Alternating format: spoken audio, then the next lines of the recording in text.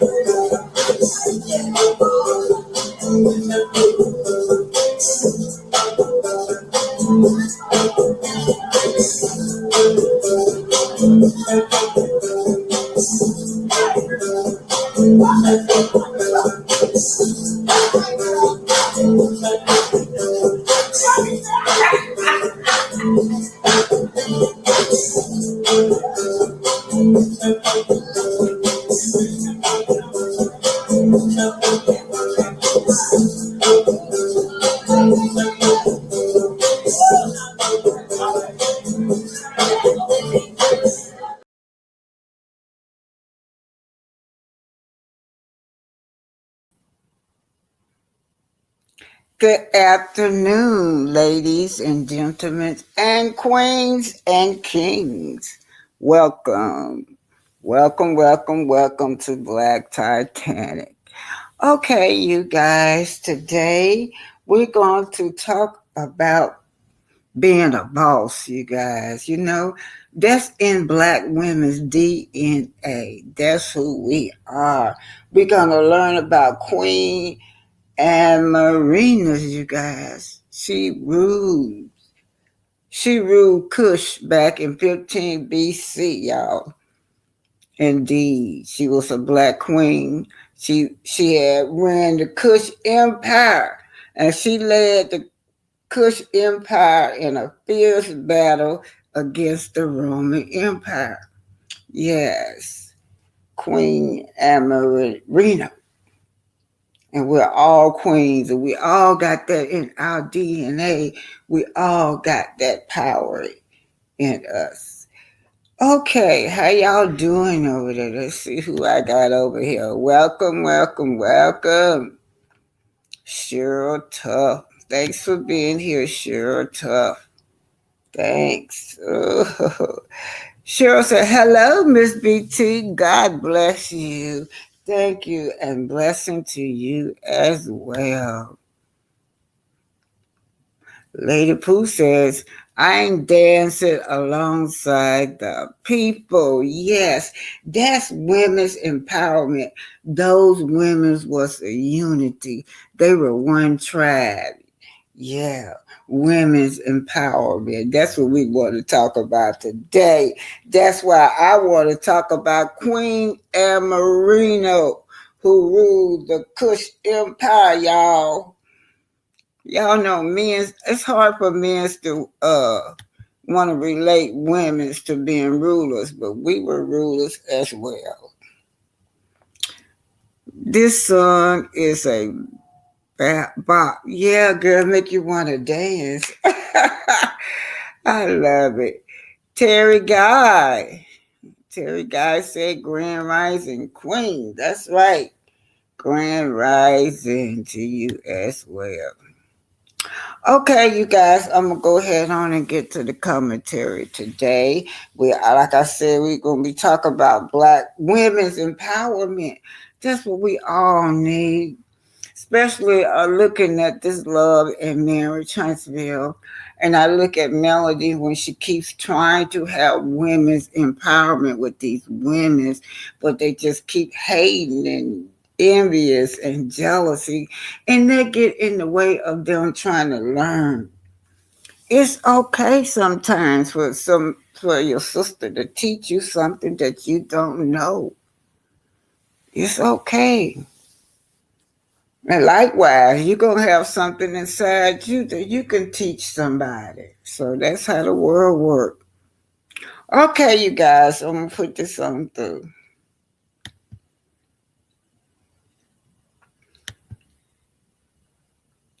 I know it's cold. It's cold everywhere. It's freezing down here in the south. Okay, I guess this is it. Whatever land, that's what we're gonna talk about, y'all. Martell won't mail back. Yeah, y'all saw that little clip where it looked like he peeping over that Melody, and Melody ain't thinking about him. I just don't know, you guys. Let me see if I can find that picture. I didn't understand this picture, cause here they go. This picture right here, y'all. Y'all see that picture, don't y'all? Look like homeboy peeping at Melody, and Melody ain't thinking about him and not even looking his direction.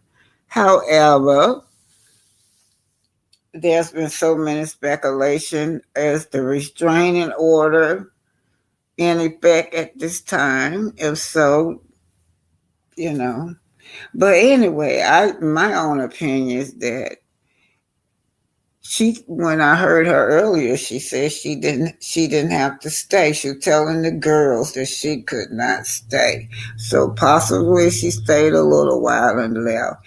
And then production could just add that part when she was there with this part right here over there with hotel. That's just my speculation. Anyway, you guys, let's see. Let me go on and put it up.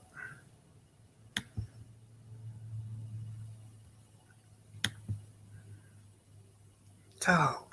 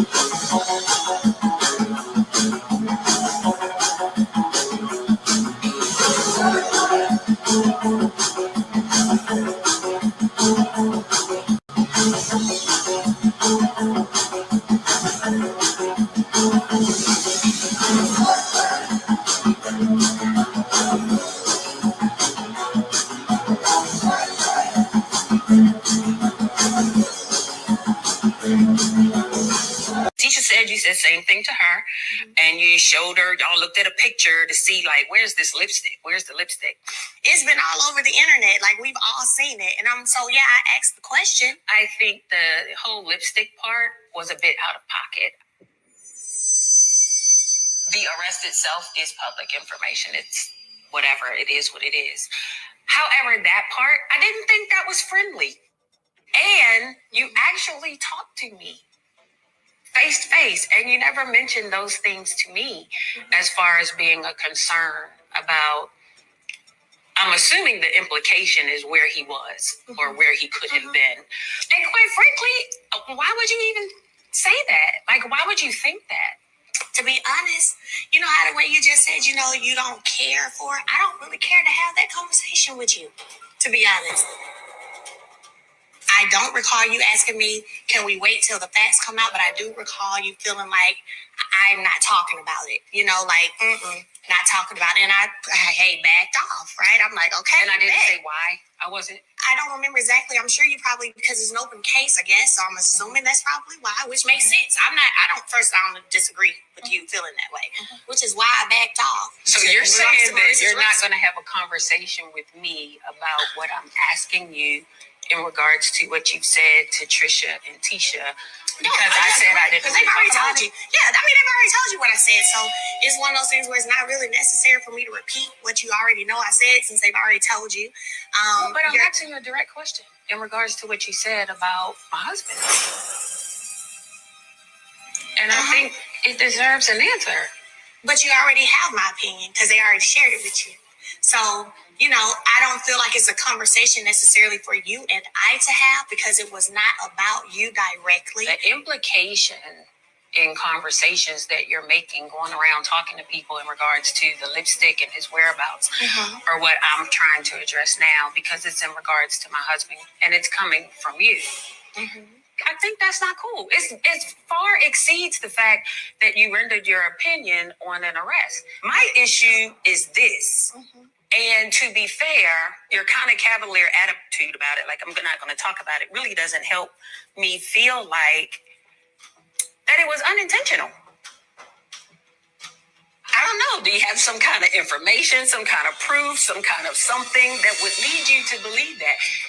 What would make you say that? I feel like you asked me like how dare I ask questions about something. I'm going to ask questions. Melody is a wordsmith. That's what I call Melody. And so I believe she uses her conversation wisely to get. Man, so speaking out, this my titanium spotlight. Letitia, you don't want to argue with Martell because you know he has something. Even at the reunion, when Letitia said to Martell, was you there? Martell said, yes. And that's what she said. How do you know? He said, because I was there. Now, Melody said she hated she had her children with a man and not a queen. She wished she didn't have her babies by a queen.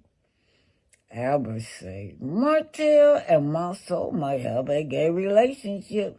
The way they get into them, they act like two lovers scoring all the time, but they're saying this because Letitia went on that show, Carlos, and said that Martell liked the men's, but her husband always hanging out with him. If he's going out with men's, what do your husband be doing? Lisa said, girl, you're loyal to a damn fool who still wants his wife. Ariel, please get your life together. Martell is not your man. You're adding to his demented ego. She's demented too. He is not your man. Now look, that was 3 weeks ago, and to prove it, he's on network right now, sitting down at the Vow Renewal, wishing that it was he and Melody. He said, I never in my life thought that we would be enemies, that it was come to this, a 30-year vow. I wish it was me and Melody. Well, you're not serious because you keep on doing the same thing. You never have stopped, and you allowed your paramour to abuse your children. You allowed your paramour to disrespect your wife and your ex. So, boy, you can go somewhere. You ain't getting her back. Jennifer said, Tisha is so conniving. She can't be trusted around your doorstep before you sweep, I guess, around your doorstep before you try to sweep around someone else's. She always has a lot to say.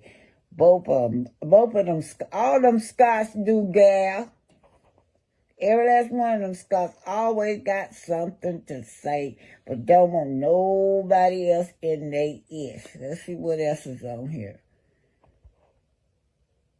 This is interesting. Suzanne recall when Melody brother kind of insinuated the same thing during a live, but said he wouldn't go all in on what he knew about Hotel, was still on that. They still now just resurfacing this gay gossip. First came from his old lady, the paramour. That's the first time we heard. Oh, this is so nasty, Elizabeth say. Martell, your kids will see all of this garbage, and you will be the only one to lose. Trust me, God is not in any of these shows.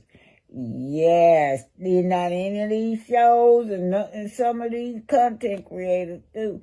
Always talking about God.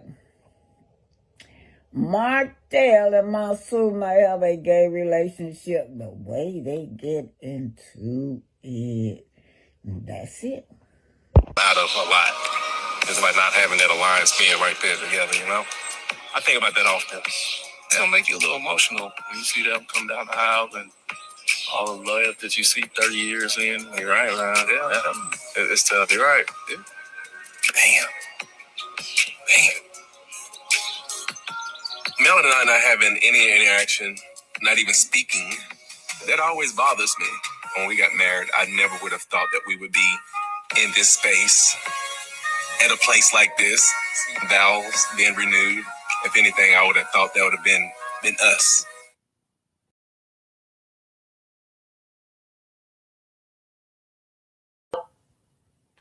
I would be remiss This is Naomi King, Martin Luther King's sister-in-law. A year later, his brother died mysteriously. They said he drowned at the bottom of the pool, but he was an excellent swimmer. He was often in the front line with Martin Luther King.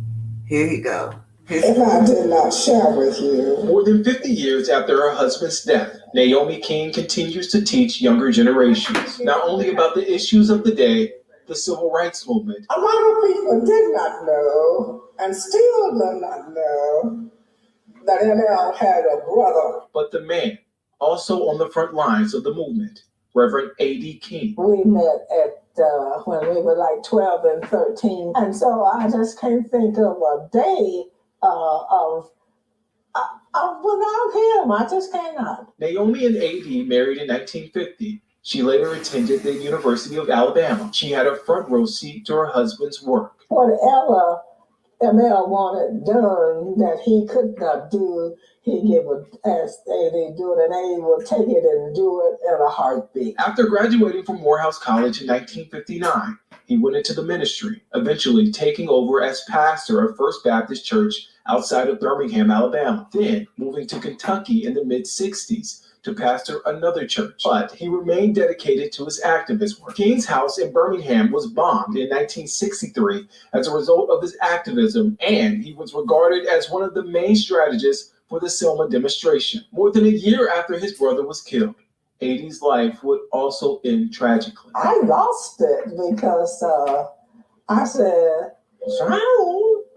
I said, well, A.D. was an excellent swimmer. He was found at the bottom of the family swimming pool. The guard sister said to me that A.D. did not drown. He was killed. While his death continues to be a mystery, Naomi continues to keep his name alive. In 2008, she established the A.D. King Foundation. He was funny. He was smart.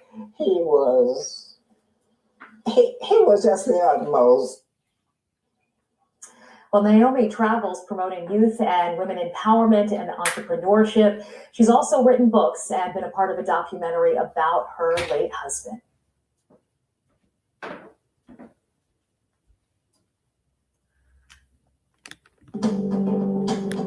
Revealing and exclusive new recordings tonight of the late. We want to highlight an important person in that legacy. You know, Dr. Martin Luther King Jr. Tonight, 11 Alive's Naima Abdullahi brings us the story of the woman who raised him and pushed him toward a lifelong commitment to serve others. She was the First Lady of Ebenezer Baptist Church and the First Lady of her community. Alberta Williams King is a name deeply woven in the fabric of what makes Atlanta, Atlanta. She was just a remarkable human being. Her grandson, Martin Luther King III. What is the untold story of Miss Alberta Williams King? Gifted, loving, skilled. And her granddaughter, Angela Ferris Watkins. Alberta Williams King is one of the most important aspects of the modern civil rights movement. Long before the King name became a household name in Atlanta, she was a queen in her own right. There's no question. She was a remarkable human being. Literally, maybe who walked with kings and queens, but retained the common touch. Her father, Adam Daniel Williams, was a pastor of Ebenezer Baptist Church. When he passed away, her husband, Martin Luther King Sr., better known as Daddy King, began to lead the church. Dr. Maurice Hobson, African-American Studies professor at Georgia State University, says the King name has since become synonymous with Ebenezer's identity. There's a long-standing tradition of Black women who are at the center for full-scale civil and human rights, and Mrs. King is absolutely one that should be considered. How was she able to introduce history and the ugly side of history to her children in a way that gave them a motivation that a better day is possible, instead of feeling like this is the way it'll always be? Her greatest task was developing her own children. She was one of the last people that Dad talked to before he was killed. My grandmother explained the vestiges of racism. This is the way it is today. We must work to make the world better. There's a lot to say about the way And she explained the problem of Jim Crow laws and racism really made a difference. Dr. King wrote letters to his mother, in one of the letters stating, quote, "I often tell the boys around the campus I have the best mother in the world." Mrs. Alberta Williams King was a major component as to how Dr. King was able to really understand humanity. As a devoted wife, mother, and church member, she was the glue for Ebenezer Baptist Church. She was college educated, leading the choir, playing the church organ, and serving as a proud member of the NAACP and several organizations that focused on social justice.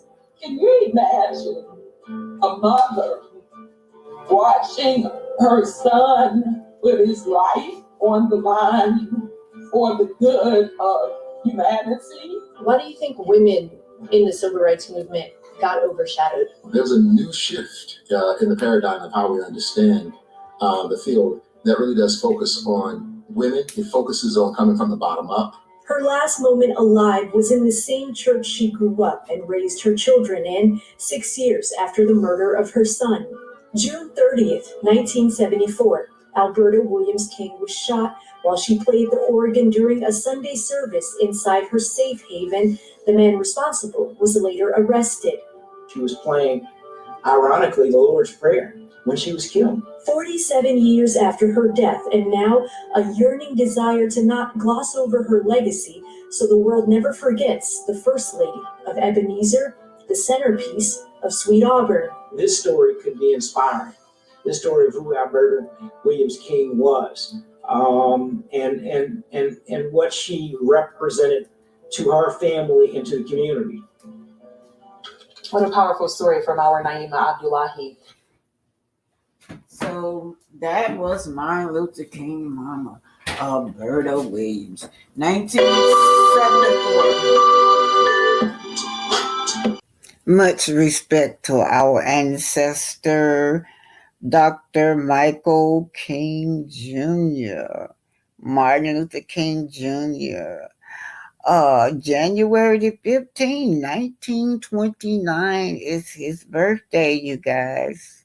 He was an American Baptist minister, activist, and political philosopher who was one of the most prominent leaders in the civil rights movement from 1955 until his assassination in 1968. Much respect. Y'all get his ancestors some respect right here. This was really a true man. Much respect, ancestor. I honor you, ancestor. Thank you for your sacrifice. Thank you. Thank you, ancestor. Thank you. So it's cold, you guys. This shirt right here is very warm. This hoodie is warm right here. Thank you. Yeah, so I'm leaving my doctor's office. I mean, it's cold out there. How y'all doing? It's cold in here. Yeah, Happy New Year's, y'all. Yes. Okay, you guys, I'm getting ready to get on the elevator. And the reason the elevator here, you see, by Alexander Miles. Yes, a black man by the name of Alexander Miles. Y'all, used to be you had to, they would have a person to operate the elevator. But when Alexander Miles improved it, the doors can shut back and forth automatically. And you had a lot of people getting hurt, right? So Alexander Miles improved the elevators, you guys. Good morning. Yes. Anyway, I'm finna go out here in this cold. Oh boy, that car, it takes so long for that car too. Yeah. So what you guys think about Destiny and the Berry case? This case is trending. She got Destiny. Yeah, so Destiny has started this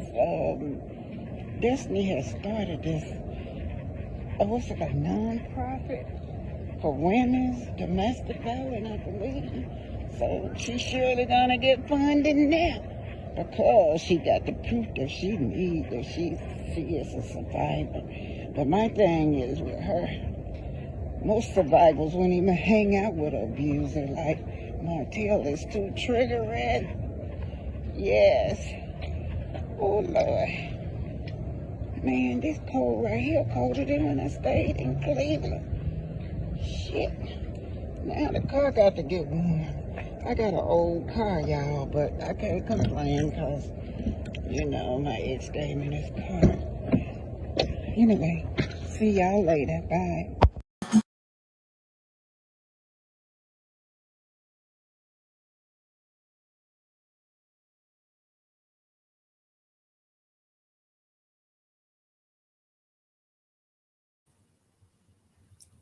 We do know that destiny is trending, you guys. Yes.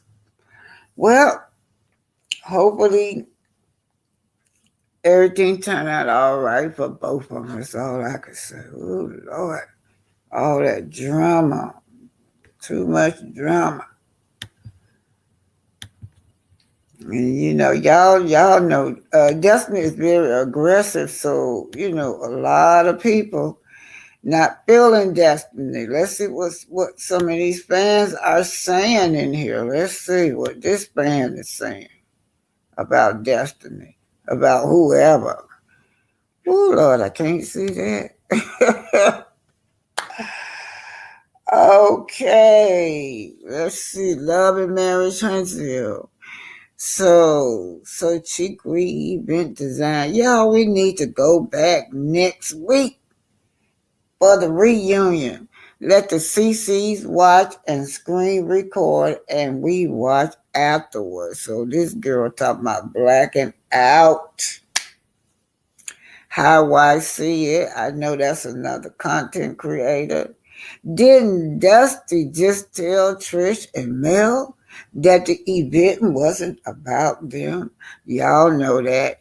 Destiny was sitting up there trying to throw shade at Melody. You know, like Melody was over there clowning y'all. Yeah, Lord, all of a sudden Sonny walked through that door and it seemed like she had this bipolar personality. She just switched so quick to something whole new, different, a different person. She like, wow, you know. Sonny walked through that door. Okay. Yeah, now, this is how I see it now. Didn't Destiny just tell Trish and Mel that the event wasn't about them?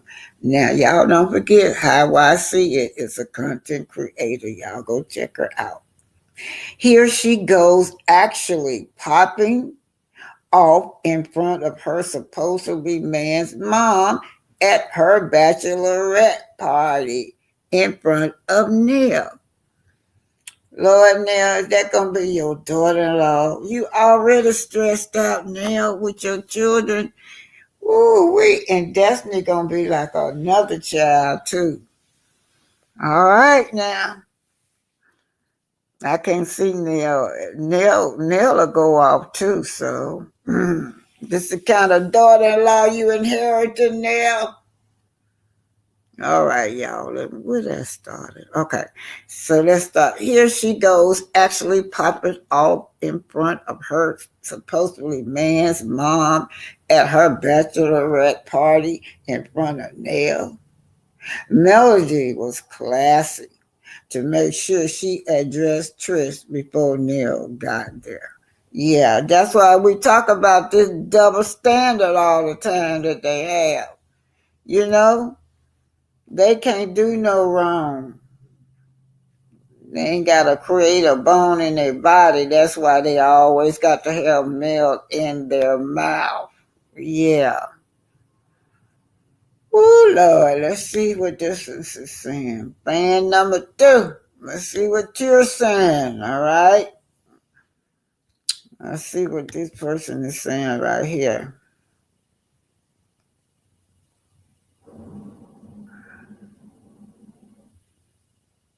Well, I just read that. Sorry, y'all. Okay, I just read that, so I won't go there anymore. But anyway, let's see what you guys are doing out here. How y'all doing? It's so cold. It's very cold here in Huntsville, y'all. Let's see, who is this? Miss Edna. Miss Edna said, "Good afternoon," right?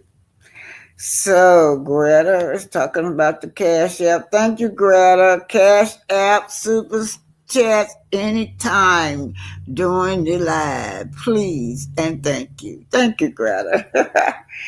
Thank y'all for being here. Okay, I'm gonna put the next video through, you guys. Ooh, wait. So y'all heard that weather is making a record. They said in New Orleans that it has not snowed in 135 years. The weather is strange all over the world. And can you imagine snowstorms throughout the South, states that never really rarely see snow, and then wildfires just going on at the same time, you guys. Ooh, that's strange. Pinky said, "Do you think it got anything to do with the eclipse?" Yeah. I'm going, okay, you guys, I'm going to put this next video on through.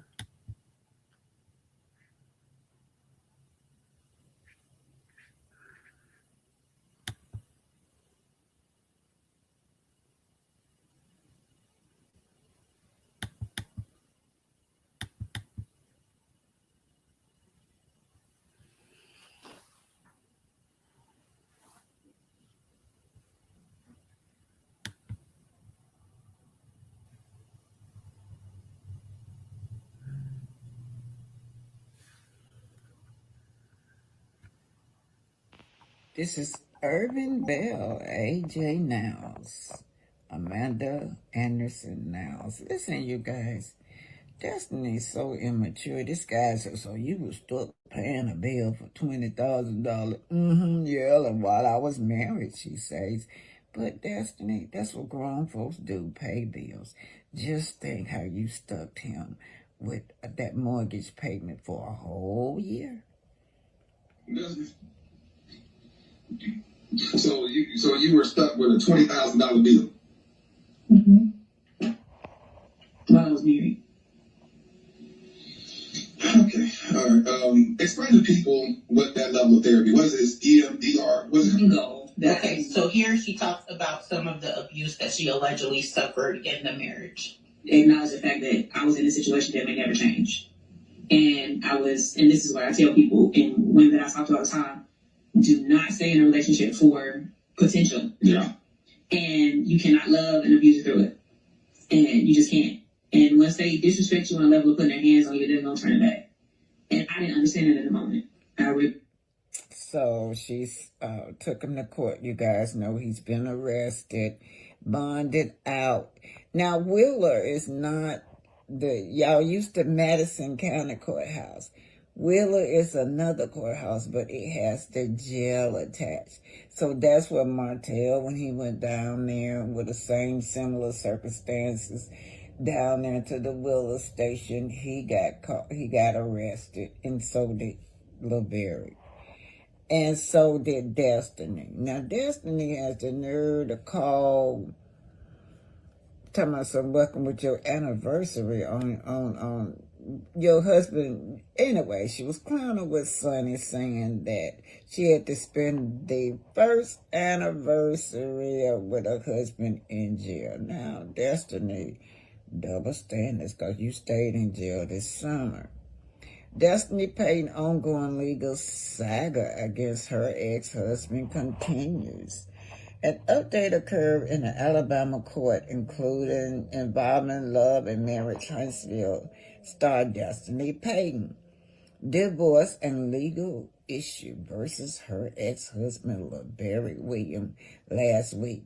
A judge ruled against Destiny in her ongoing divorce dispute against LeBerry.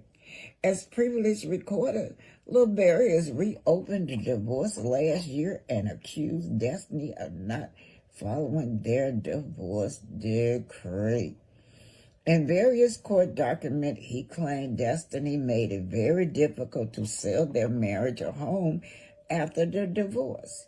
He also said Destiny failed to refinance the home in her name and failed to help pay the mortgage on the property and certain medical bills for their son.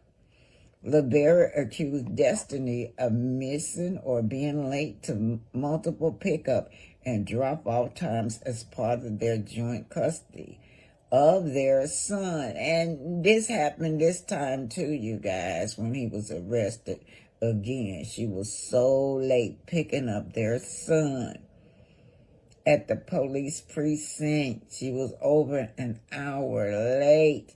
She went back in the back and was saying something to the cops.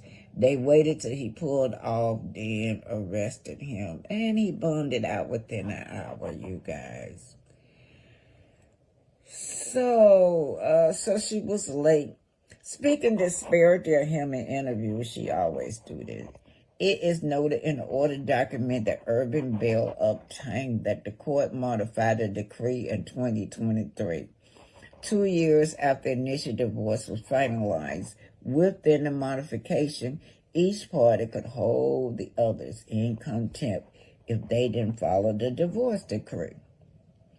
Now, Destiny received a suspended sentence in her divorce case against LeBarrett. The judge agreed with LeBarrett on his claim that Destiny broke multiple terms of the divorce decree, include conducting the interviews in which she spoke about the marriage, despite agreeing not to do this in her divorce. Therefore, the judge held Destiny in contempt of 9 counts. Wow. They issued a 45-day suspended jail sentence for 2 years. The judge also 9 5-day sentence for each charge to be served consecutively. Destiny must, according to the orders, let's see what this is. I missed some, y'all. Destiny must adhere to all aspects of the later divorce decree to stay out of jail, include not speaking disparagingly about LeBarrett and following their co-parenting schedule. She must also pay LeBarrett $12,779.13 for attorney fee. This includes the fees she was supposed to give LeBarrett per their decree modification in 2023.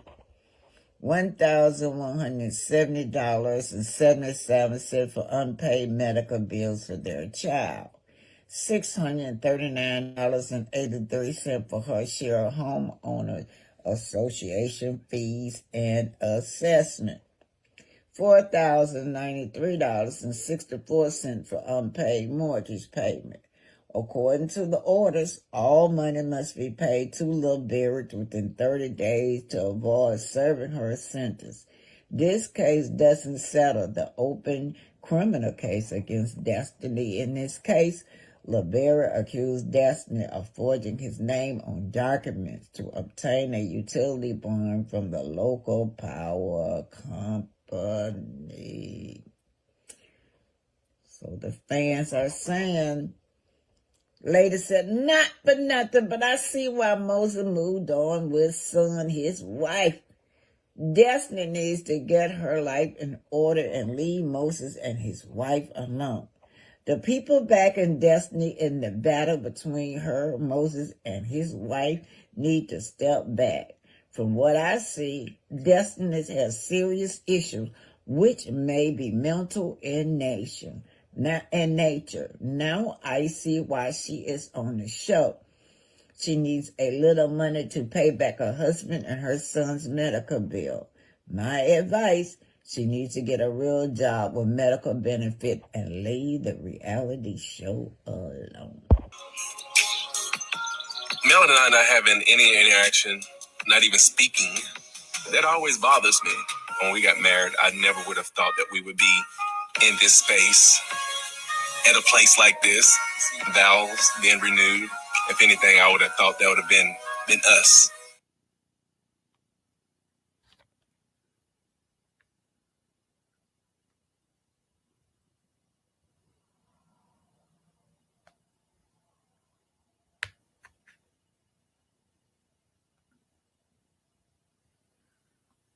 You know what I'm saying?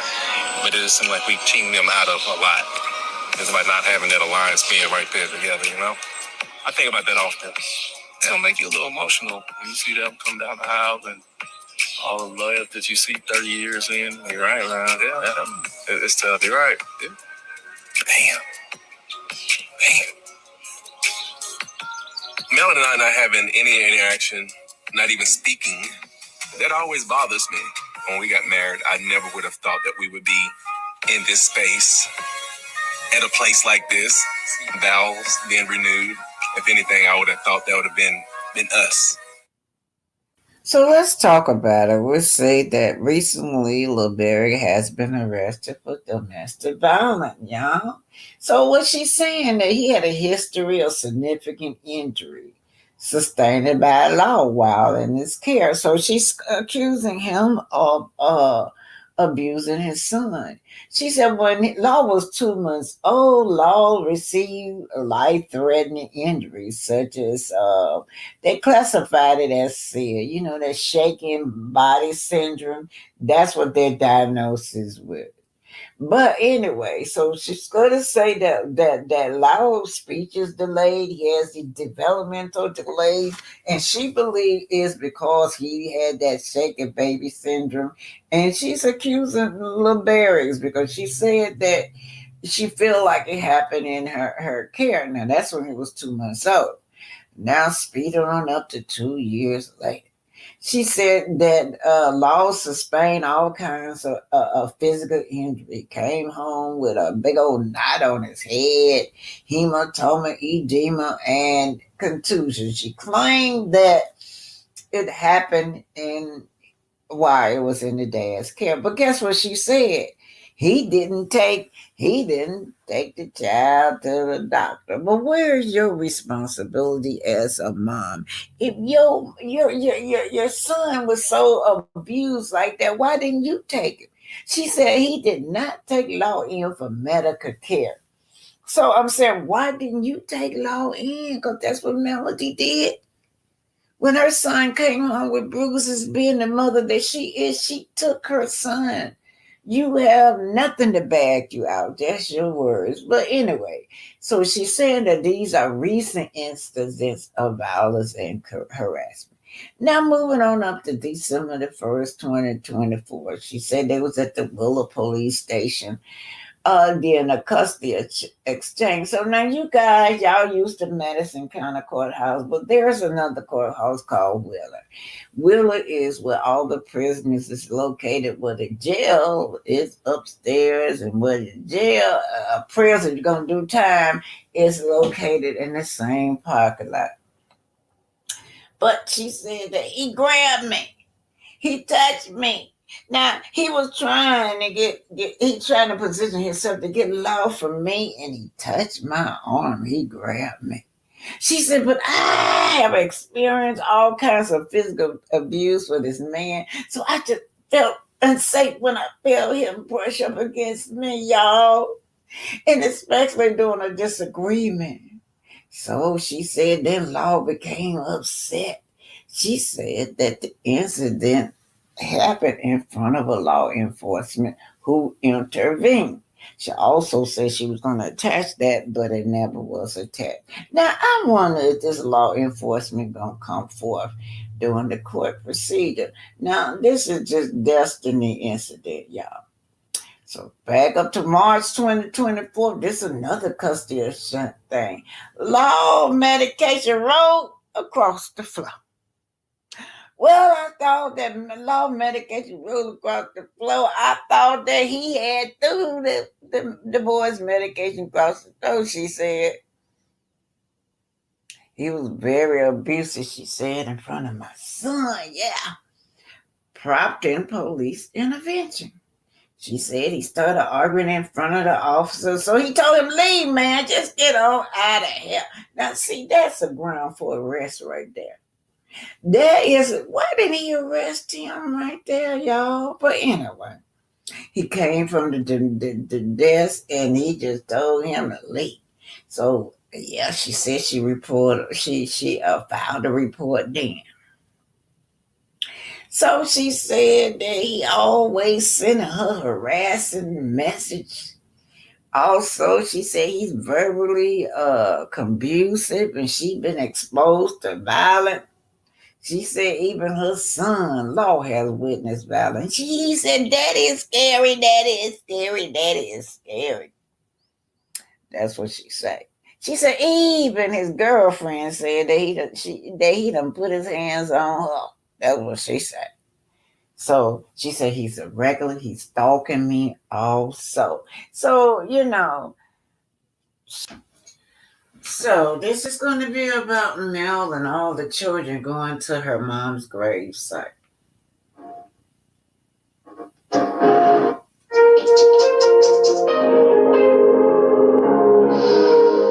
man, it's been 5 years. 5 years.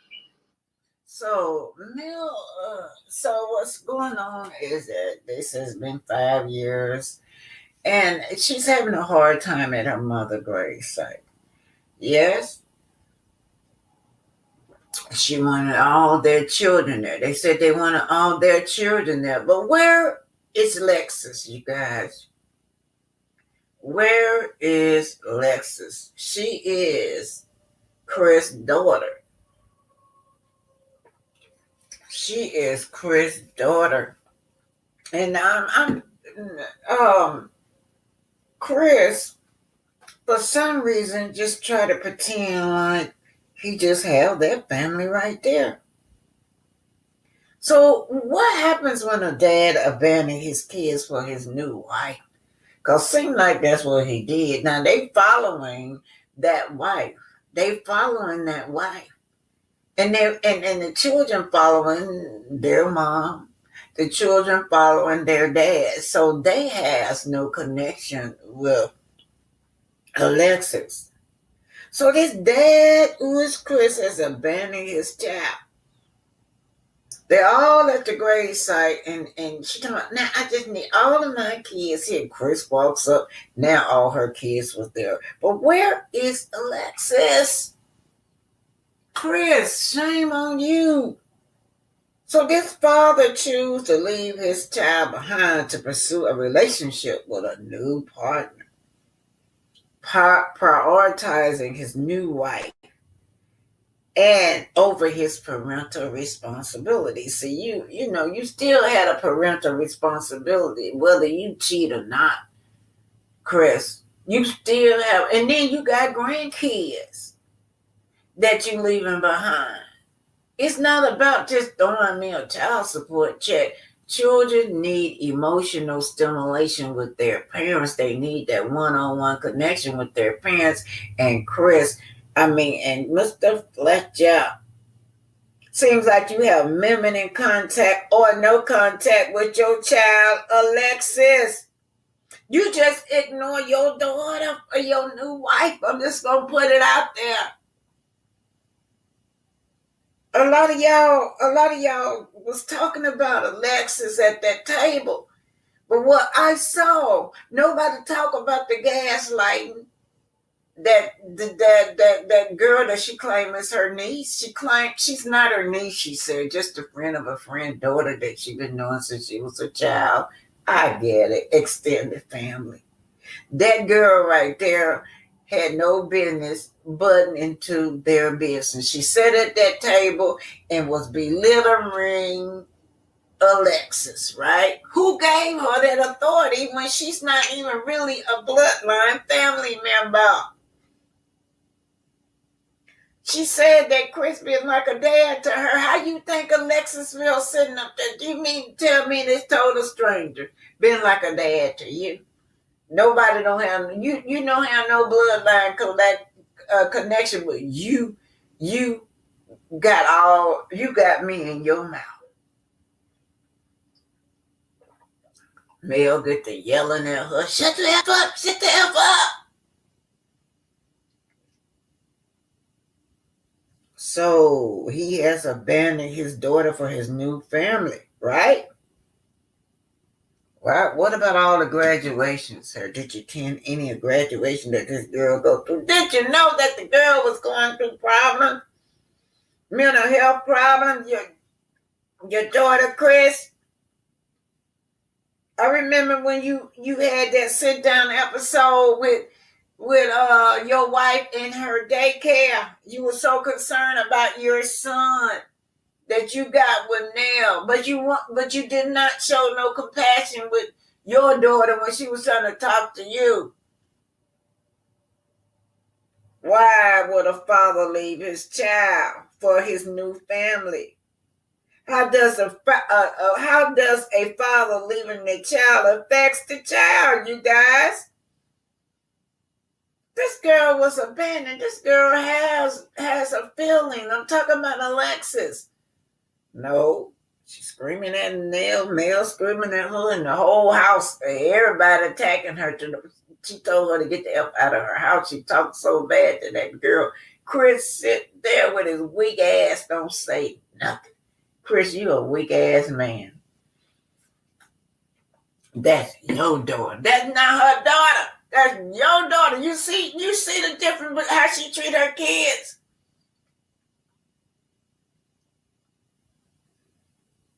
There was no benefit in Elexis going off in that house like that, y'all.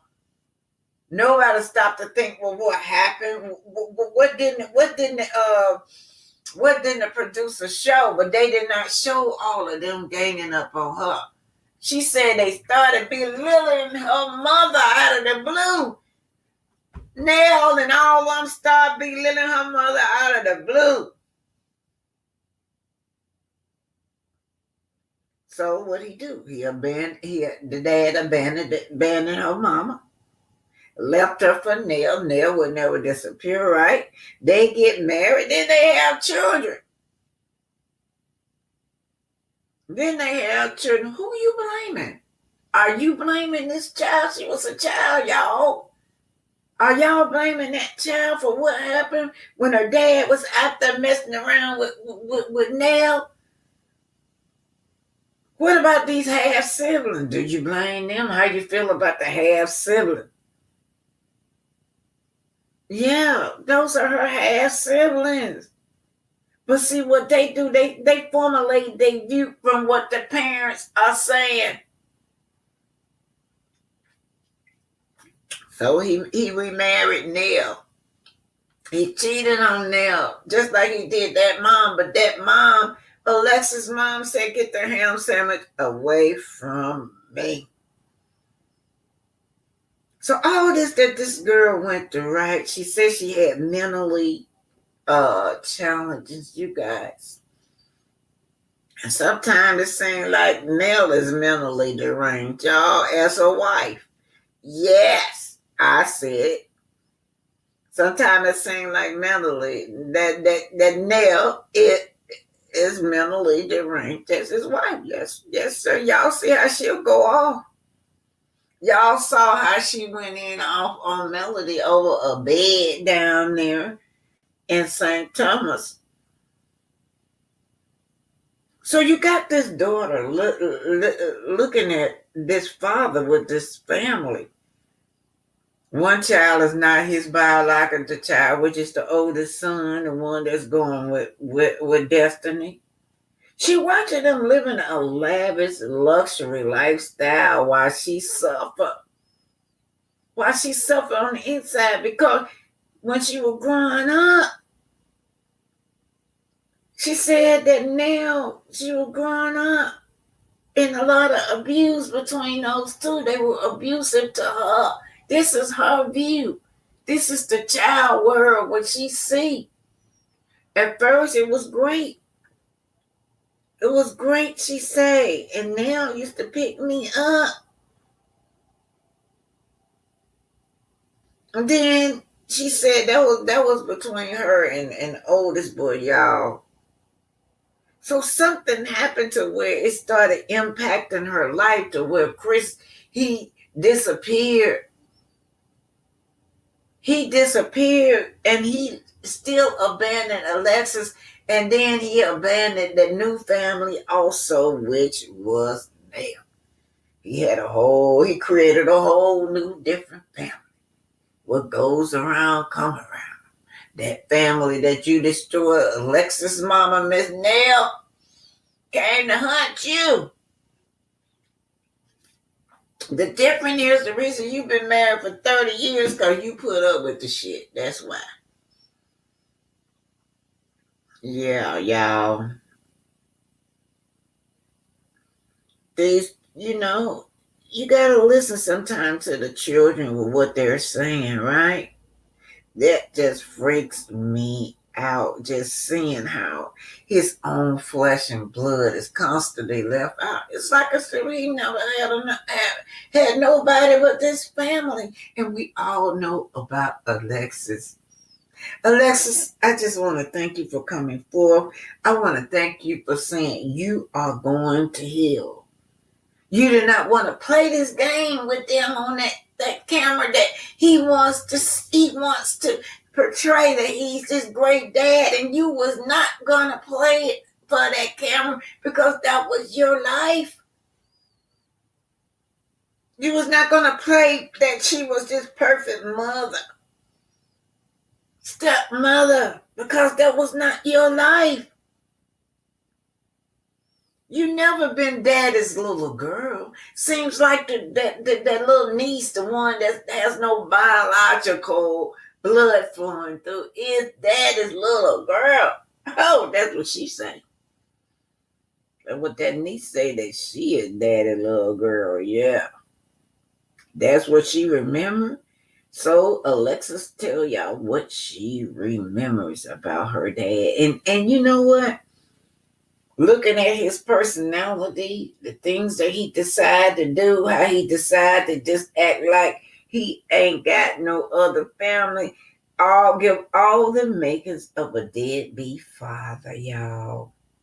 Don't tell me that a deadbeat father means that it means that you're not around.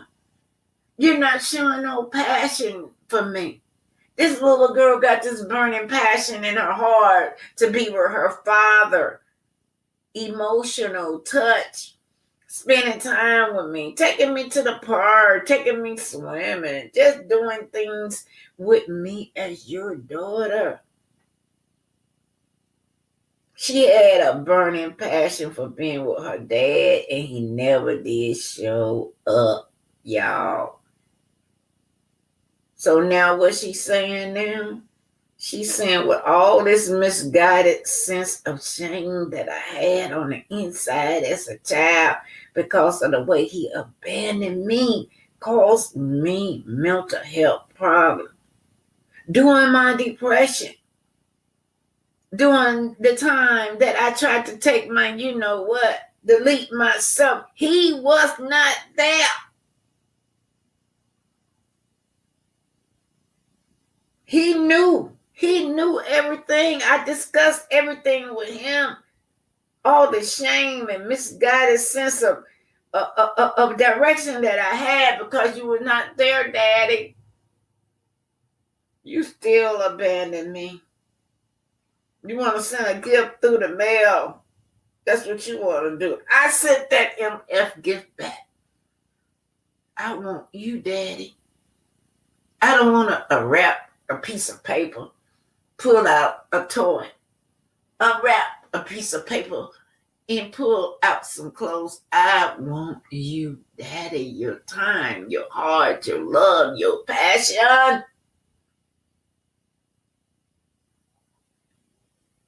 He don't even act like he have no emotions. He don't even act like he have even guilt behind what he's doing. Neither one of them. He act like he had no admission about this girl trying to delete herself.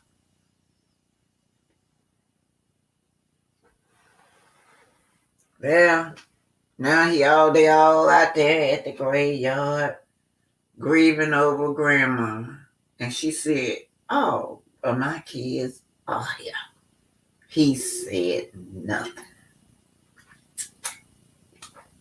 That was up to him to say talk about his own daughter. Because Nell ain't gonna do it.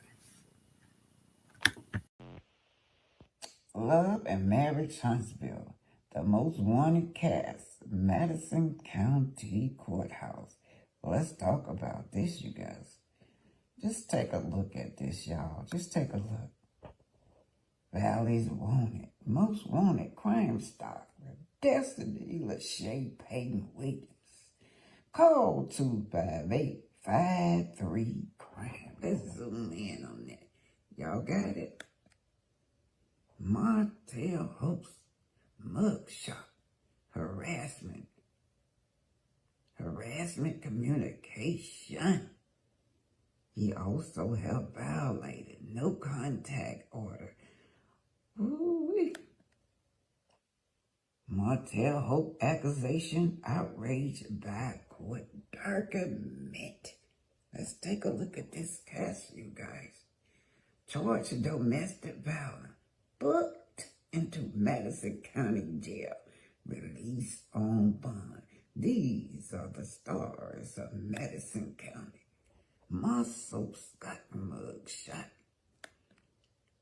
Oh, charged with DUI, but charged with Star of Love at Marriage Huntsville, released on a $5,000 bond. Yeah, so there you have it. I gotta add one more, and Stormy Still.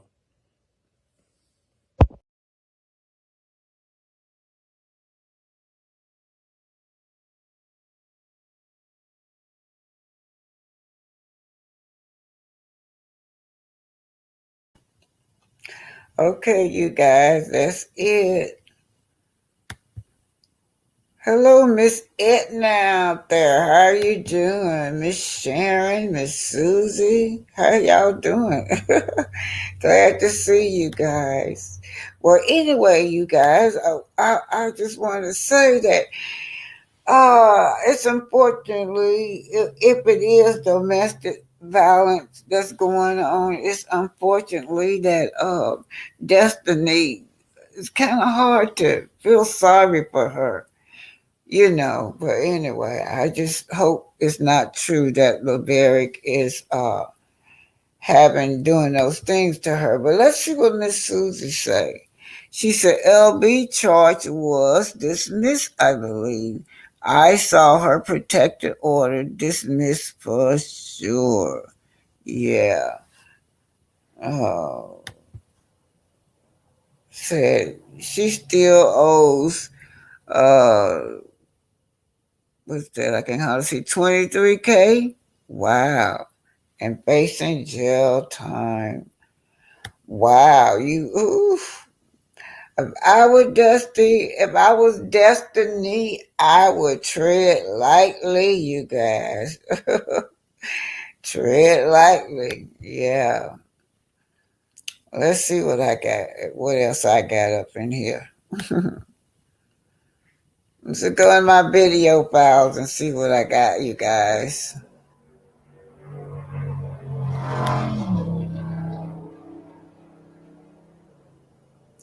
This queen.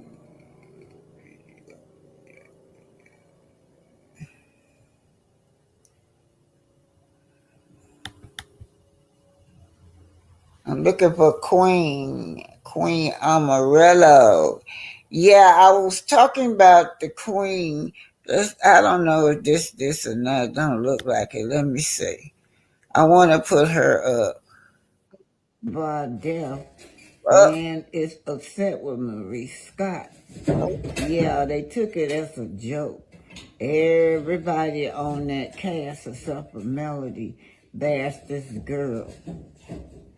Story by Brenda Alexander. So they made Kiki the bulk of the joke on Love and Marriage Huntsville. They played that most wanted video over and over and over, and the girl had never, ever been convicted or anything. They did it every day. They tortured that girl with that video of her, what's it, Home Depot video, wherever, Lowe's, I forget what store it was, but they tortured her. Although she kept saying, I've never been a victim of anything, I've never been arrested of anything. But what did On Network do? What do Carlos King do? What did the producer do? They ran that over and over and over, embarrassing this girl, humiliating her. That's what they did. And even after her passing, nobody else acknowledged her. On Network, right? Like my lawyers say, On Network. Have all these gangs. The gangs are On Network. They're teamed up against this young lady. What's the difference between how Andrew Montgomery passed and Kiki passed? There's no difference. The reason I said there's no difference is because both of them passed mysteriously, and On Network, the producers ignored all the bickering and the irrational attitude coming from the Scots, coming from the producer. And then on sugar pies or sweetie pies, they ignored Tim Norman. As a result, the nephew, Andrew, passed away mysteriously. And then as a result, here we go again on Love and Marriage Huntsville. Kiki passed mysteriously. Why? Because they allowed these people to continue on to stay on this show and bash this woman, the Scots. Love and Marriage Huntsville fans still have questions and won't answer about Kiki Jabal's death. Meanwhile, her family simply want peace. Yeah, produce us. Yeah, especially you, that cousin of you, and that husband of y'all. Marceau and Maurice, all three of y'all. Badgered this girl. You too, Kimmy.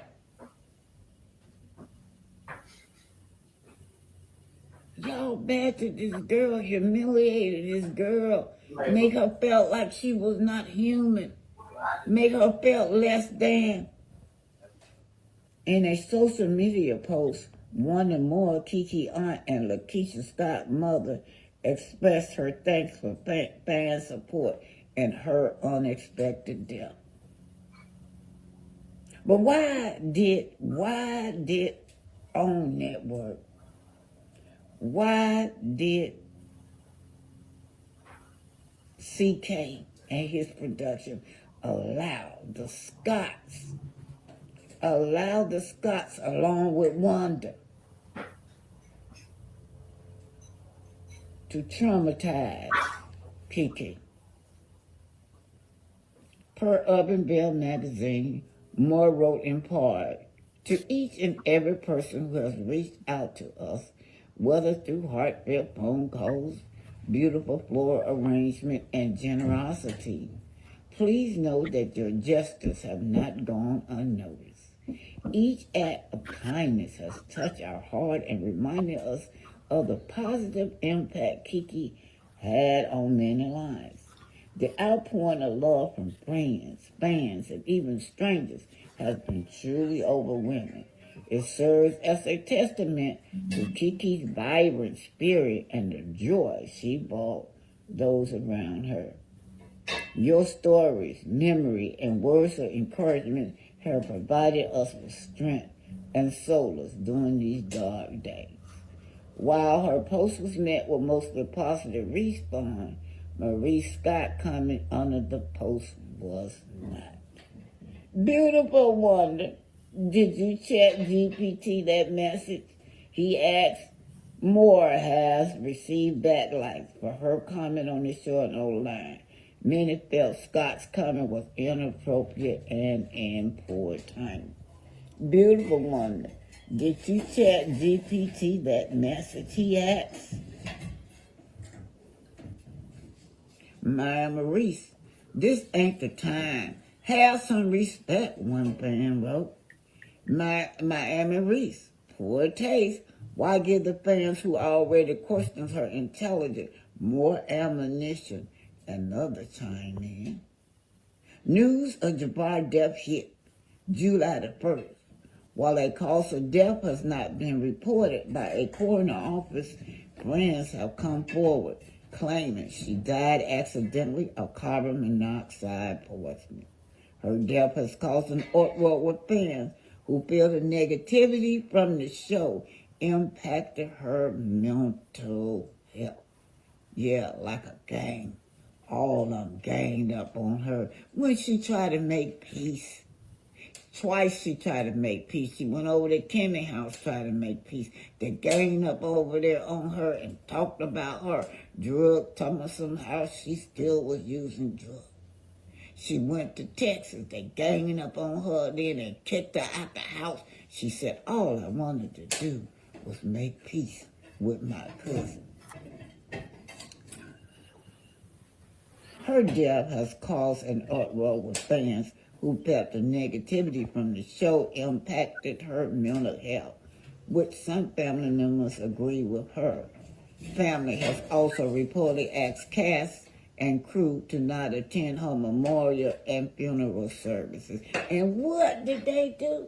They disrespected this family, even in her death. Even when the family came out and asked this no good, low down cast not to attend this girl's funeral, they went anyway just to torture that family.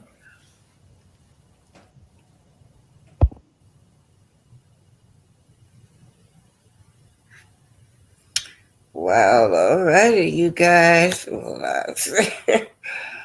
Woo-wee. So much be happening on Love and Marriage Huntsville, especially in the streets, you guys. Especially in the streets. So we talked about Destiny, and I'm done with her. I am so done with her. Let's see. What do y'all think about this scenery right here? Y'all remember this? Now, I was over there listening to Here for the Hot Tea. Here for the Hot Tea said that the girl, the model, came on her chat because she said she could think she had made a mistake and called her a stripper. But anyway. So the young lady said she's not a stripper and said she was cold and that she said that she needed to go to work, so she needed them to wrap it up. That's over there Here for Hot Tea. Oh, well, Here for the Hot Tea had me laughing, y'all, because she say things that be funny. But anyway, they're having this paint job, and then the young lady said she didn't even know she's supposed to be painting. Wow. Then you got to go to work too? Anyway, so Melody is up and out of there, but y'all, I just want to say when Sonny walked up through that door, Destiny was a different person when she walked through that door. Destiny is so bothered by Sonny. Destiny is telling Sonny, yeah, congratulations, your man spending y'all anniversary in jail. And then look, all the time you've been arrested, you stayed in jail from January all through the summer. Double standards of these people on this show, you guys. And y'all, Trish, why do Trish dress like that? This every time she gonna be half dressed. Like like she a little bitty girl. A little girl. That's how little girls dress.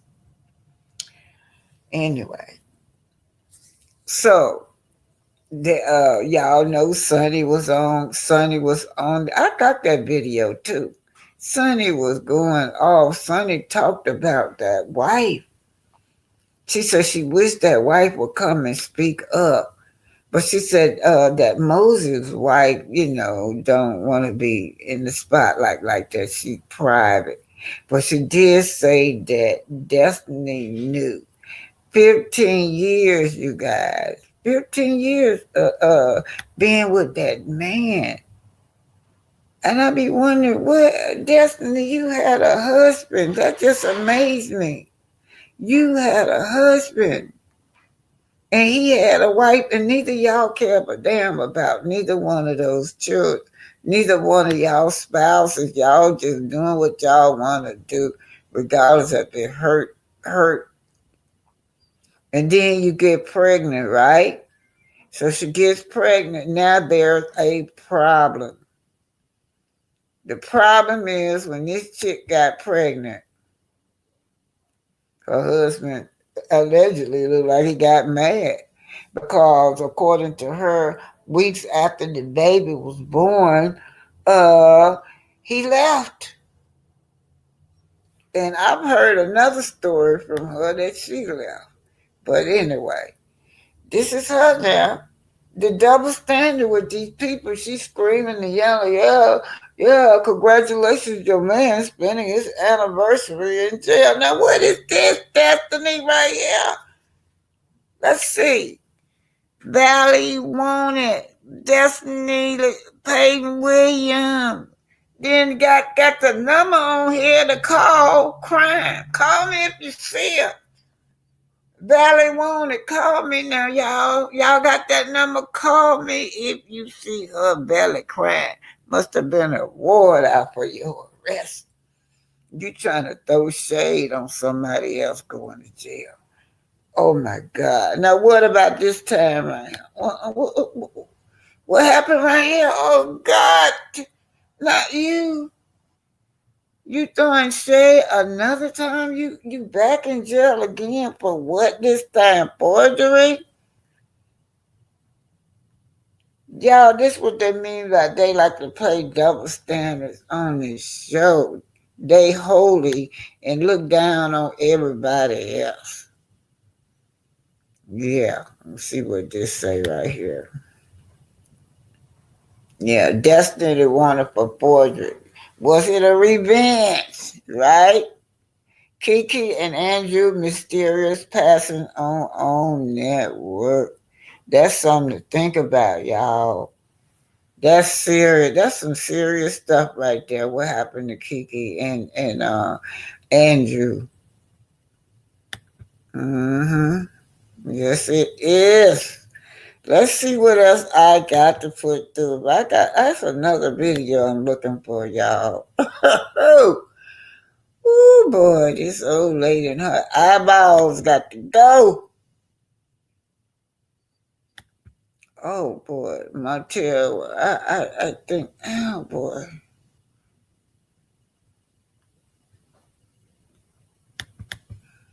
Let's see what this one is. Shit. I hope this is about Mr. Queen. Yeah, here it is. This is the one I'm looking for, you guys. I'm going to put a picture up here, too. So, we're talking about powerful Black women. See, our ancestors have always been powerful. We, as Black women, we were rulers also back in the day. Back in the day, y'all they may think that we had male chauvinists, but Black women was powerful. This is Queen. This is Queen Amanirenas, you guys. That's who this is. She ruled. She was the incredible Black queen that ruled and led the Kushite army in a fierce battle against the Roman Empire. Yes, empowerment, Black power, women. We are powerful Black women. This is in our DNA. This is your ancestry right here. This powerful queen and that Power that's in her is in you also. DNA is flowing all through your veins. All righty, let's look at this beautiful queen. Townsend. Back in the late 1st century BC, there was this incredible black queen named Amanirenas, who led the Kushite army in a fierce battle against the Roman Empire. Now remember, the Kushite were black people, you guys. And Kushite is in the Bible. The kingdom of Kush is in the Bible. So when you're talking about Kush in the Bible, you're talking about blacks. But Amarino led the Kushite army in a fierce battle against the Roman Empire. This showdown lasted 5 long years, from 27 BC to 22 BC. BC means before Christ, y'all. And thanks to her amazing skills, she stopped the Romans from expanding their territory into Kush, keeping her kingdom independent and strong. The kingdom of Kush was located just south of Egypt, and we now know as Sudan. Queen Amanirenas, who died from 40 BC to 10 BC, was totally fearless and known for her bravery, even after losing an eye in a fight. To show her power, she buried the head of a statue of Augustus Caesar under her temple, which was a bold way of telling her people they could walk all over Rome. With her leadership, she protected her kingdom and made sure the Romans didn't get any further in their invasion. In one memory moment, she even sent arrows to the Romans ruler, saying they could be a gesture of peace or a warning if he chose to challenge her. In the end, the Romans decided to back down and agree to a peace deal, which started a time of prosperity for Kush under her rule. She is so beautiful. She looked like the sister next door. Shout out to this queen, you guys. Let's see what you guys are saying in the comments. You know, for some reason, they would not elect a female president in the United States. James said, it seems like folks still have problems accepting a female ruler. I just said that. Maybe Rome didn't need Kush to the extent that they had Egypt, but they wouldn't have sent a warrior if they didn't want it. In the 5 years is correct. That sounds like they wanted Kush. She had an excellent army, you guys. Sounds like the equivalent of an English Bartical, who dealt the Romans a heavy blow and almost recovered them from the country's brave ladies. You guys, shout out to, what's her name, from Liberia. You know, they got that female president in Liberia, Miss Ellen.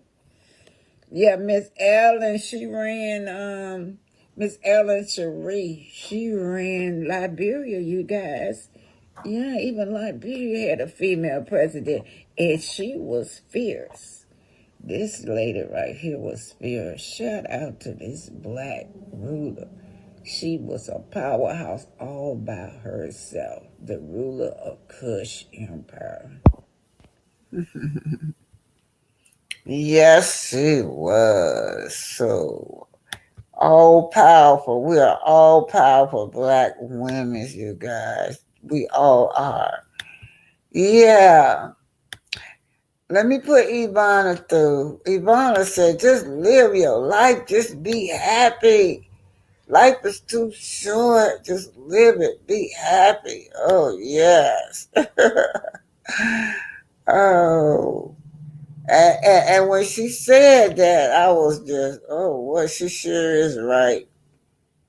That's how I want to live the rest of my day. Just happy, y'all. Happy. I'm trying to find the video.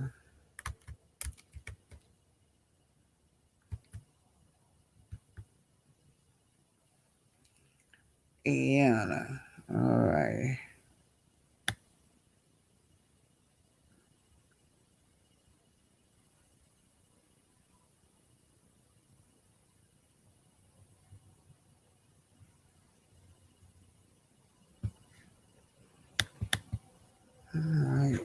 Here we go. Oh boy.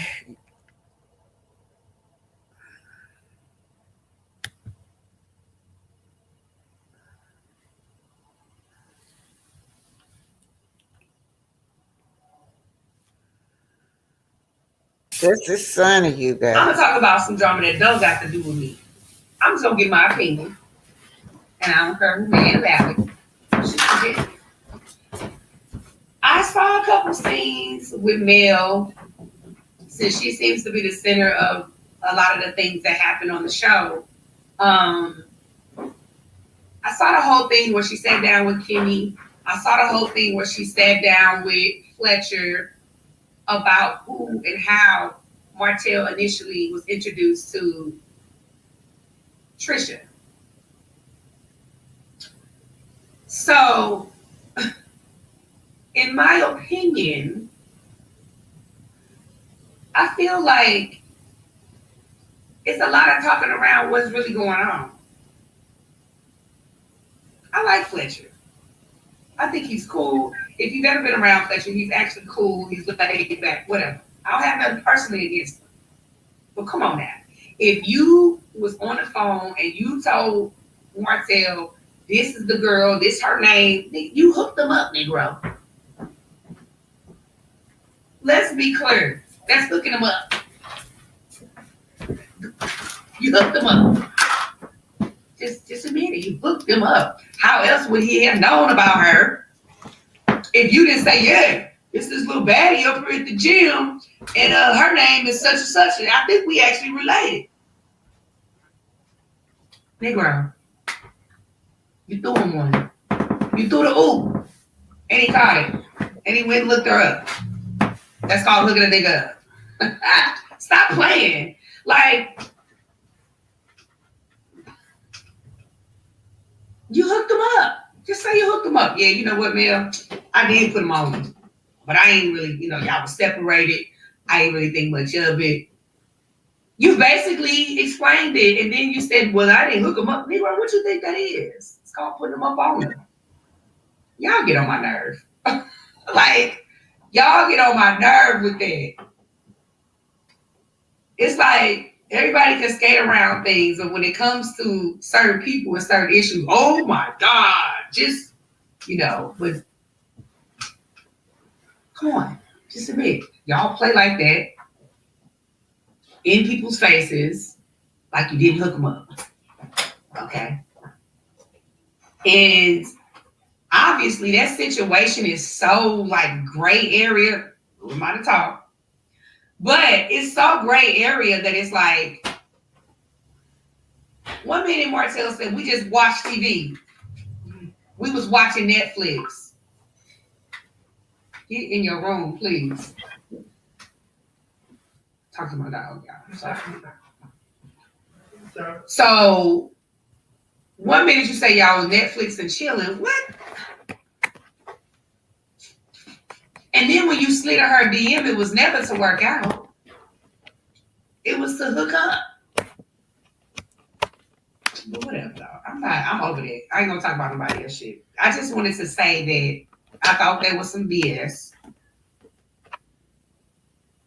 Because you hooked them up. I've been in a situation when I'm on the phone with my homegirl and I'm like, girl, it's some nice looking men up in here. She's like, oh yeah? I was like, yeah, I'm up here at the such and such. Yeah, matter of fact, I think one of them, girl, this one, I think he, and my friend like, do you see one for me? Yeah, girl. Matter of fact, this tall, dark skin, I think his name is James. Yeah, he be at the gym all the time. Yeah, James. Uh-huh. Yeah, that one, the tall one, the dark skin. Yeah, James McClendon, whatever the hell. Hello? That's a hookup, baby. And your grown ass, you know that. You know that. That's what you do. What? Anyway, child. I'm going to get back to my business. Let me mind my business. Okay? But I just thought that was hilarious because I'm sitting there watching Kimmy go run and tell Nell. And then Nell confronts such and such, Fletcher, when he basically explains exactly what he did. I would be pissed. I don't give a damn. And people are like, she still love Martell. She's still mad. Why she still asking? Because, nigga, that's my baby daddy, number one. We got 4 kids. And yeah, that's my ex-husband. I want to know. Yeah, I want to know. I don't give a dang if it was 5 years ago. I want to know. You looked them up? Oh, you did? Oh, but you're my friend and you hooking up? Oh my God, I got a super chat. Let me show my girl off. Thank you, innocent instigator, with the super chat.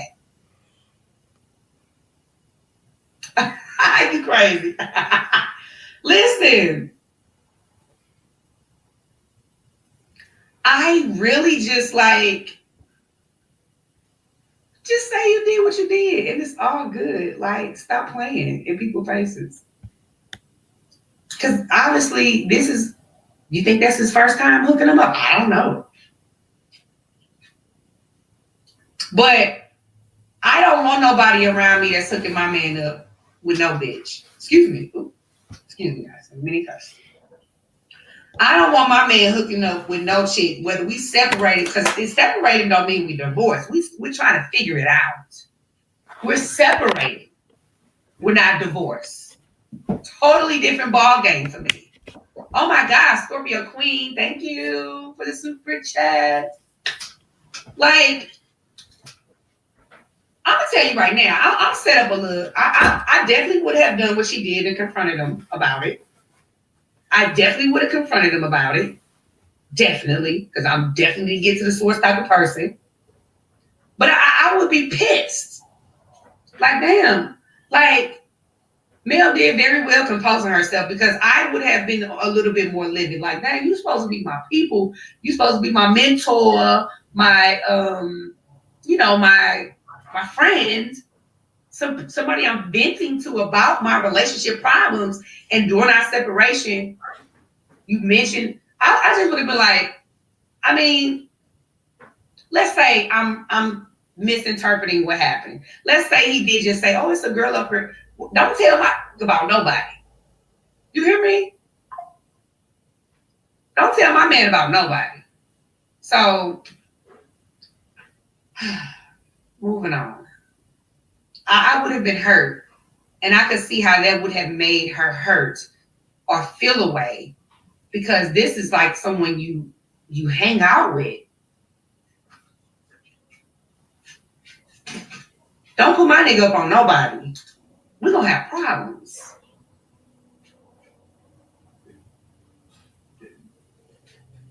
Flat out. I'm definitely going to be like, yo, what's up with that? Like, what? But Mel was really nice and sweet about it, in my opinion. I would have been a little bit more like, you got me messed up, bro. Like, really? You playing matchmaker with my man? Don't tell him about no cuties up here. Like, oh man, you just gotta come up here and see for yourself. Keep it short. You know, I know guys chit chat and talk like they talk. But you done gave a name, a photographic image, or painted one for him. Too much, child. Too much. I better not catch one of them. Let me catch one of my people or one of me and Moses' mutual friends putting them up on somebody. Baby, they gonna have some words from me. Okay? And they're not gonna be nice. In fact, we had a situation similar, actually. Actually, we had a situation similar, where a girl was trying to talk to my man, and I'm not sure if she knew he was with me, but I don't know how you don't, because St. Louis is very small. And I'm like, you did what? You told him about this, want to be with him? You got me messed up. I don't play them type of little crocodile games, okay? As Moses would say, the little reindeer games. We don't play them over here. Okay? Now, moving along to the scene that I'm in.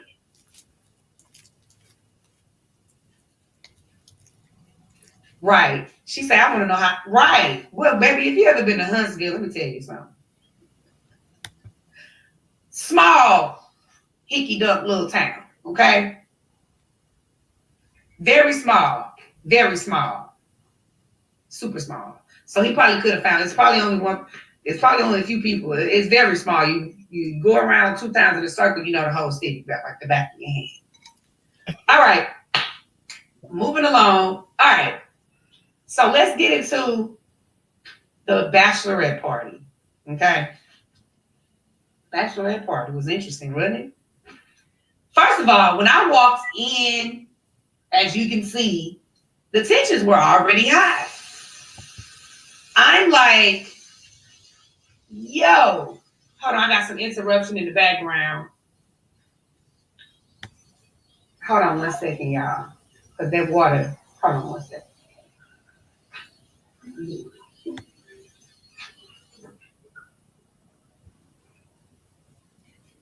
Done. All right. Forgive me, y'all. Let's talk about this bachelorette party that I was invited to. Okay. First of all, when I walked in the door, you could cut it with a knife, baby. Cut it with a knife. And that's why I came in like, hi, I'm here. Did you miss me? And I sat right next to my boo. And I spoke to everybody, right? Because let's be clear, I don't really got no real beef with nobody. It ain't that serious, and you ain't taking no money out my pocket, and I just don't care that much about it, right? So I don't hate these people. I don't hate these people, but I just am just calling it like I see it. Hold on 1 second.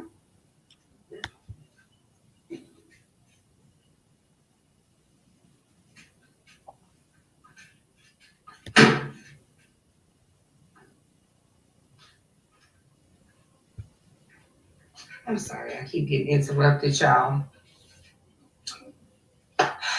Forgive me. Y'all know my lives be random and janky. Listen. The faces when I walked in. Baby, you could have sold some of them for a nickel at that moment.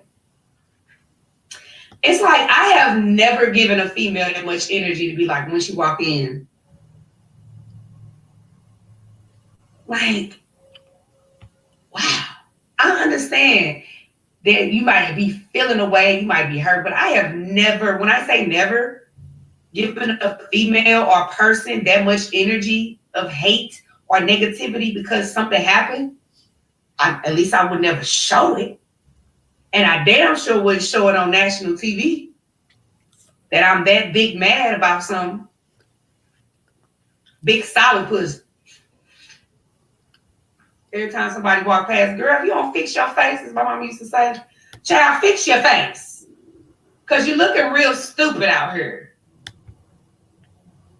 Like,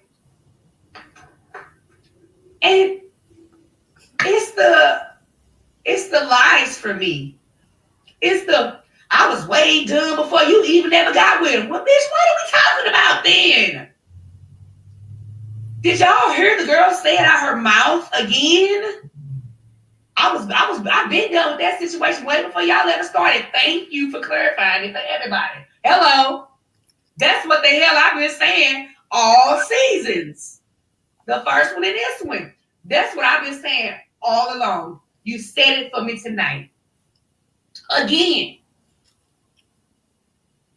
For the 15,000th time. I've been done with that situation yet.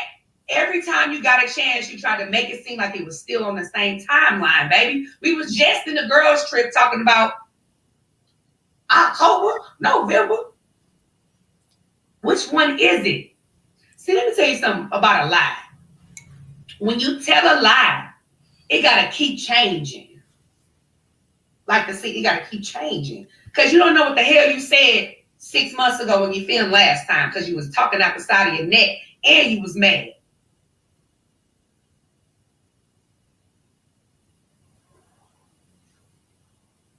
You've changed your story at least 3 to 4 times since we've been filming, yet everybody acting like they don't know that. When she came on the podcast, and I'm not going to rock that, I'm just going to this little piece right here of her admitting that it was way before me and him got together. But yet you on her trying to slander my name, slander my character like I took your man. But I was done with him long before. Well, thank you, bitch, for clearing it up.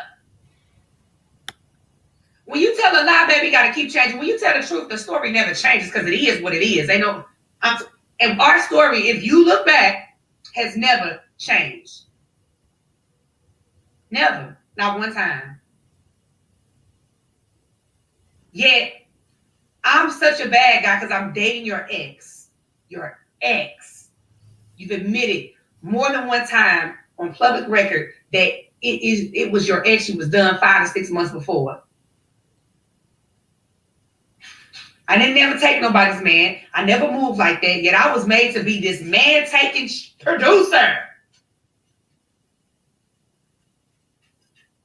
Bitch. Allegedly.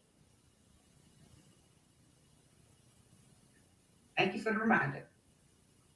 Put my banner up. Allegedly. Like, I'm over that. I would just never, like, and I can honestly say this, ladies, listen. I say this with all sincerity. Real talk. I would never, if the shoes were on the other foot and the roles were reversed, I could be pulling my hair out in my bedroom at night, crying myself to sleep behind it. But there's not enough money or enough moments on television that would make me let you see it. And the female that you marry, see it. You gotta have some tact, as the old folks say, some tact about things. And I would just never let nobody see me sweat like that. And honestly, for me personally, I'm not the yo-yo type of chick. I've never been a yo-yo. Never. When I be done and I say we over with, it is what it is. And I can forgive you. We can be friends and I'm going to move on about my lovely little life. Thank you for the super chat, boo. I'm going to move on about my life and I'm going to wish you all the best and all the well. I'm going to get what I might have to say off my chest, but that's going to be that. But did y'all see that? I can talk about it as long as I want to. I can talk about it as long as I want to. Because that's all you got to talk about.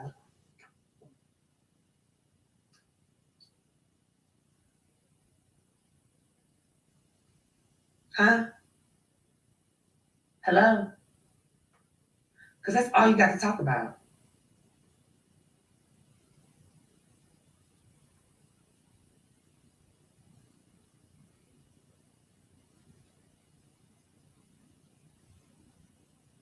Still. And y'all see me in a scene, I'm like, just stop talking about it. Like, I'm not trying to disregard somebody's feelings behind something because that's just not really who I am. Y'all have seen me say sorry. Y'all have seen me be soft with this girl. Y'all have seen it all at this point. So the attitude I was giving that night was, baby, please, I'm tired of your ass. You hear me? Tired. And once I get tired, baby, I don't want to hear no more. I ain't finna keep going back and forth with you about it.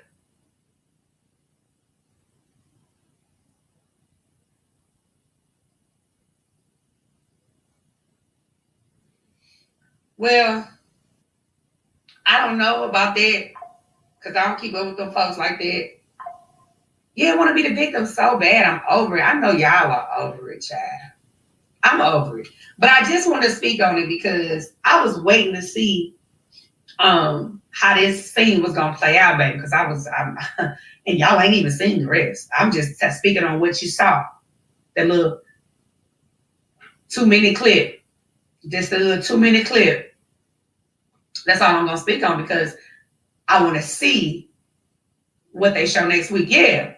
Ghetto. I'm looking like y'all see me sitting there, legs crossed, hands folded. Like, don't get me wrong, I got a little rah-rah in me too, right? I'm from St. Louis. I ain't trying to act all bougie and like I'm just this sweet, innocent Southern belle. That's not me. But I am grown and I am mature at the same time. And I'm just like, I have not literally been in a predicament like this since grade school. I literally, let me invite y'all. Y'all know I like to let y'all talk with me. Hold on. Y'all already know, baby. Let me go ahead and put my people up here. Because I just been going. So now it's time to bring my friends up. What's up? Come on, talk to me. And, like everybody can be all ghetto and ratchet. I don't want to be ghetto and ratchet. Like my mom is watching this show. My great aunts are watching this show. I'm just not in that space to want to be doing all of that at this big old age. It's tacky but this who y'all want to follow and this who y'all want to put on a pedestal. Child, y'all is crazy as hell for that. This is the role models that this is what we doing. Baby, me and Mel face, child. I'm gonna post that on my actual page because it said everything it needed to say. You smell that? I smell it too. Thank you, Miss Pretty RN. You need to come back for one more season, spin off your own show. People are loving you on this show. I know. Let's talk about me on the show. Let's talk about that. Again, I am under contract. I have to remind myself of that because that's a thing. Can't say everything that I want to say, speaking candidly at this moment. However, I'm actually saying that for after. I told you I was going to talk about that after the season go off. Let me wait till next week, baby, and see what they show. Sonny, from a production standpoint, and yes, I would love a spinoff. Sonny, from a production standpoint, why are they promoting this guys and not entertaining? I think they're just focused on what they focused on. They're locked into who they're locked into, and I think they think that's the way to go. Yeah. Thank you, Care Bear, for the super chat. What do you think about the episode where Duty, or I get you to say Dusty, looks suspicious when they told him about my husband? It was the grin for me. Let me tell you something about me. You could be first of all, I don't have enemies, so I don't have that type of energy for nobody. But I never smile or laugh or think it's cute going through somebody's pain or situation or their downfall. When I heard that she was getting locked up and stuff like that, I didn't think that was cute. I didn't think it was funny. I said that too on one of my lives way before now. I don't think that's cute. I don't think that's funny because life be life, and anything that can happen to me, anything can happen to you, can happen to everybody. You understand? So I don't think I don't get entertained. I don't get a thrill of seeing somebody go through something traumatic or pain. I don't think it's cute. Not my thing. I don't get off on that. I didn't get off on telling all their secrets when I was a producer because I still hold some. I don't get off on stuff like that. That's not my thing. But to see her smile like that, it's like a high. That's what you get. And I am not a high. It just shows the heart, baby. The heart tells it all. The heart tells it all. And we got my girl on here. It won't let me unmute your mic, so maybe you have your mic muted. T-Talk. T-Top, you're on here with me. Oh, hold on. I think I unmuted it, but let's see here. It's is that my phone or yours? Or I'm on my computer. It say the host muted my mic. Can you hear me? Yes, ma'am. How are you? Hey, girl, I'm all the way down here in St. Thomas, so my phone might act a little. Oh, yeah, we down here on the girls' trip. We down here on the girls' trip, doing it the right way. We don't got no hidden agendas. Everybody is here to have a good time. Y'all ain't ambushing nobody, y'all. We ain't ambushing nobody, girl. We just down here having a. We done been on the boat ride. We went on the yacht today. We done did the flying dress. Oh, nice. Yeah, we staying in a nice Airbnb. It's really nice. Make sure you check out my page and see it, girl. It's nice. But to the show, girl. Destiny don't got no storyline. Using you and your husband for a storyline and swearing to gosh y'all using her.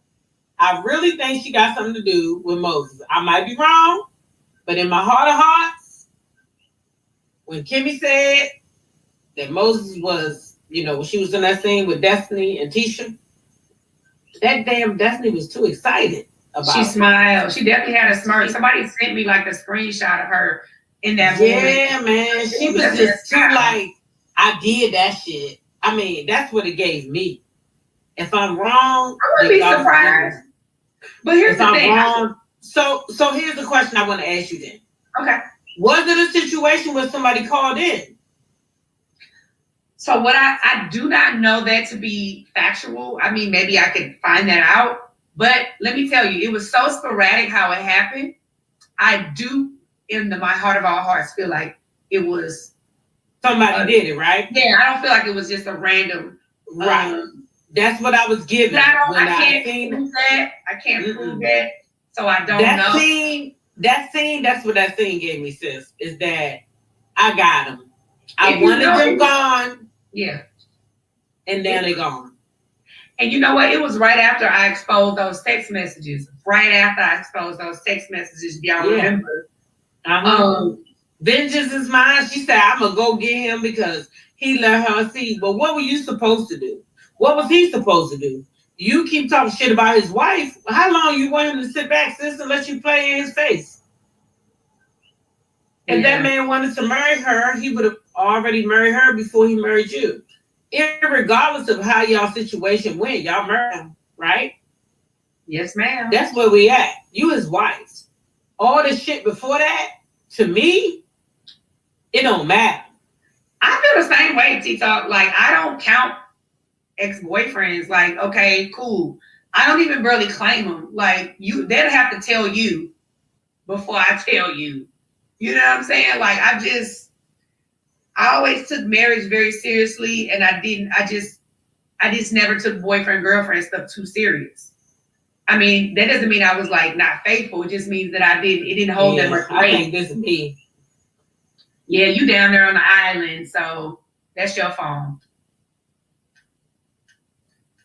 Maybe click off and click back in at a time, and maybe it'll work because you are froze, my love. All right, I'm gonna let her get off and get that together. Yeah, so you mean allegedly, people think that I don't know. I can't for sure be 100% about that. So I don't want to accuse and not know for sure. But if I had proof, child, if I had proof, oh baby. It says, Sonny, how do you feel about Marcel and Tisha's live when they address production as lazy and getting storylines from the internet?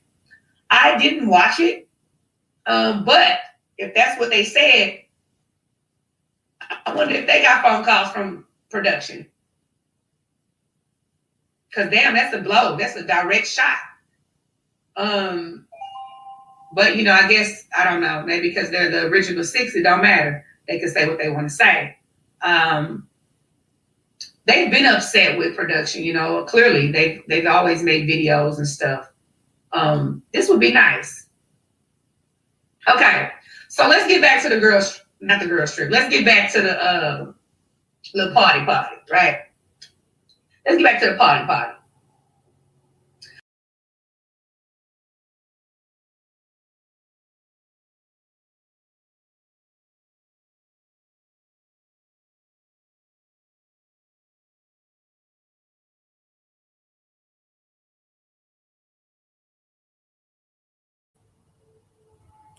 Yeah, Destiny. She was spilling some tea. Destiny need to leave that girl alone because that girl said she ain't finna be nice anymore. Anyway, she talked about Destiny. They wanted to know, did Destiny call a popo? Did you call a popo, Destiny? Did she call a popo on Moses out of being a scorned woman? Y'all know a scorned woman. Ooh, she is scorned. So they were saying that when they were standing outside, and they mentioned that to Destiny, she had that smirk on her face. Yes, she did. Destiny had that smirk on her face standing out there. Yeah, she was. And when they said, "Well, Moses didn't tell that bottom lip just went straight on up in the air, honey." Yes, did you call a popo? Did you call a popo, Destiny? Yeah, if you did, that wasn't right, you guys. Let's see. All righty. Let's see what you guys are saying over here in the chat. Oh, she says, Teresa says, good afternoon, Sonny. Take care of yourself. Blessings upon you. Yeah. Take care of yourself, Sonny. And I want all of us to do that. When I was reading about Queen Amarina, you guys, just all that power that she had and all of that strength. She certainly was a fearful lady to rule. She actually ruled the Kush Empire, you guys. And the Romans couldn't defeat her. So she was powerful. Y'all know she's beautiful to me. I think that queen looked just like somebody I know. But I looked at that picture, I said, this queen looked like the girl next door. Here she go, y'all. This is Mr.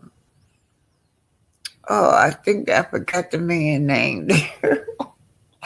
That picture just said, forgive me, young man, I forgot your name.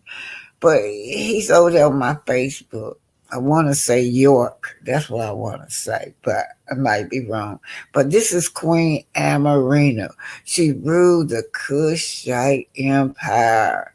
Yeah, and she led them in a fierce battle against the Romans, and she won. Eventually, said that the war lasted for 5 years, but the Romans gave in, and then they signed a peace treaty. So shout out to our ancestors, Amarina, Queen Amarina. Yeah, shout out. Yeah. Okay, you guys, I'm getting ready to go. It's 2 hours. And I thank you all for being here, you guys. Thank y'all so much. Thank y'all for the support. So don't y'all forget to hit the like button, right? And don't forget to hit the Cash Out button, the super stickers, and all of that if God put it on your heart, okay? All right, good night, and thank y'all for being here.